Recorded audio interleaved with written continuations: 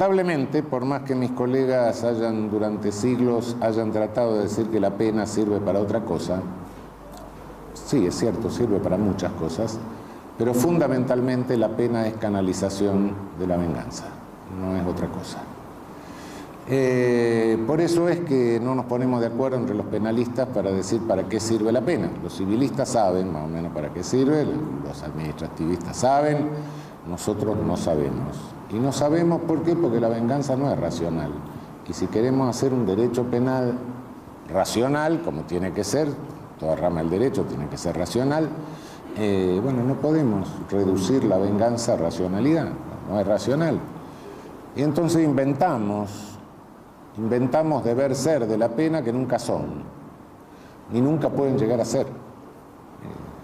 Es decir, cuando decimos la pena tiene que servir para resocializar, qué sé yo, no, en algún caso puede ser que sirva, pero no. La pena tiene que prevenir porque tenemos que disuadir al que no cometió el delito. No, a veces puede disuadir, sí, es una tontería, pero si es más grave no disuade a nadie. Bueno, sí, pero eso, bueno, no, porque yo me manejo en el mundo del deber ser. No, debe ser y entonces es. Lamentablemente los jueces tenemos que imponer pena que se cumple en el mundo del ser, ¿qué vamos a hacer? No queda otra. Sobre teorizaciones que se hacen en el mundo del deber ser, ¿no? Se le ocurre a alguien la función que debe cumplir sin tener en cuenta lo que pasa ónticamente, lo que pasa en el mundo real. Eso es la razón por la cual el puente del derecho penal con la información sociológica no lo podemos romper. No podemos romper el puente del derecho penal con lo que es el mundo, con lo que es la realidad social, con lo que es la psicología, con lo que es la biología, con lo que es la física, con lo que es la economía. Es imposible. Es imposible porque no sabemos qué estamos haciendo. Y hay muchos que se dicen, bueno, no importa, yo asumo este pedazo de realidad porque es el que me encomendaron y es un buen burócrata que sigue haciendo todo igual, con lo cual elabora un saber jurídico que se parece mucho al saber jurídico de los prácticos. El saber jurídico de los prácticos, estoy refiriendo siglo XVI, siglo XVII, siglo XVIII, algunos muy sofisticados, como Mouillard de Bourbon, por ejemplo. El saber jurídico de los prácticos, no nos engañemos, el saber jurídico técnico. Los prácticos fueron los que empezaron a hacer teoría del delito. Los prácticos fueron los que empezaron a hacer dogmática jurídica. No es cierto que la dogmática jurídica nace con Rudolf von Jhering, no. Con Rudolf von Jhering nace la sistematización del método, la precisión del método dogmático, sí, eso es cierto. Pero el método dogmático, el espíritu de sistema, la búsqueda de sistema interpretativo, no, eso nace con los prácticos y lo desarrollan bastante. Hay una teoría del delito respetable, una teoría de la culpabilidad respetable, hecha por los prácticos, respetable en cuanto a grado de elaboración, quiero decir. Pero nunca se preguntaron ni nunca sometieron a crítica nada.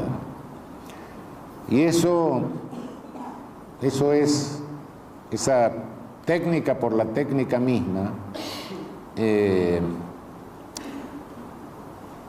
Si bien por cierto era estéril, fue la que después se utilizó cuando a esa técnica se le incorporaron los valores del liberalismo penal, del iluminismo. Porque si ustedes leen los trabajos de los iluministas, eran panfletos políticos criminales realmente. Uno lee Beccaria, pueden leer una tarde, chiquito. Es un manifiesto político criminal. Con Beccaria ustedes no resuelven ningún expediente. Si leen las cosas de Filangieri, más o menos lo mismo. Si leen a Lardizábal, lo mismo. Son escritos o manifiestos político-criminales. Cuando esos principios se incorporan a la técnica que venía trabajada por los prácticos, que se lo hace con Feuerbach, se lo hace ya con Carmignani, etc., entonces sí surge un derecho penal más científico. Pero cuidado que es cuando se le incorpora la ideología, cuando se le incorpora el objetivo del sistema. Por bien o mal que lo hayan hecho, no importa. Pero bueno, pero ahí incorporan eso. El saber de los prácticos por sí mismo, la técnica por la técnica misma, era lo que Francesco Carrara llamaba la schifosa scienza, la ciencia asquerosa. Efectivamente, uno lee un práctico y sí, tiene un desarrollo técnico importante para la época, interesante, pero que termina diciendo cómo hay que aplicar la tortura. Yo tengo algún librito de eso, donde termina con unos dibujitos muy lindos, donde hay unos muñequitos sonrientes que le están poniendo en la rueda, que le están cortando esto, que le están reventando lo otro, y lo práctico decía cómo había que hacerlo, ¿no? Cuántas vueltas, cuántas cosas. Bueno, el riesgo es que nos vayamos por un derecho penal que se agote en eso, ¿no? En una vuelta a los prácticos, en una vuelta a la schifosa scienza, ¿no? Una vuelta a la ciencia asquerosa. El derecho penal que no se nutra de los elementos que permitan una crítica al poder punitivo es un derecho penal que va por ese camino. Pero ¿se puede hacer un derecho penal así hoy? Jurídicamente hablando, ya, no se puede. No se puede por una razón muy simple. Hoy tenemos principios que no los tenemos que ir a buscar como lo iba a buscar Carrara. Feuerbach, Ansel Feuerbach, cuando escribía, decía que como fuente del derecho penal ponía la filosofía. Carrara decía que él deducía el derecho penal de la razón. ¿Pero por qué? Porque no tenían constitución. No tenían una norma superior. Tenían que apelar a un justnaturalismo, a algo supralegal. Hoy, no voy a decir que la discusión entre justnaturalistas y positivistas haya perdido importancia. No, discúlpenme los filósofos del derecho, no estoy incurriendo en una barbaridad de esa naturaleza. Sí, importancia tiene, que sigue teniendo importancia. Pero lo que ha perdido en gran medida es importancia práctica. Y ha perdido importancia práctica porque lo que eran en ese momento principios de un justnaturalismo liberal, hoy están incorporados a la ley, están positivizados.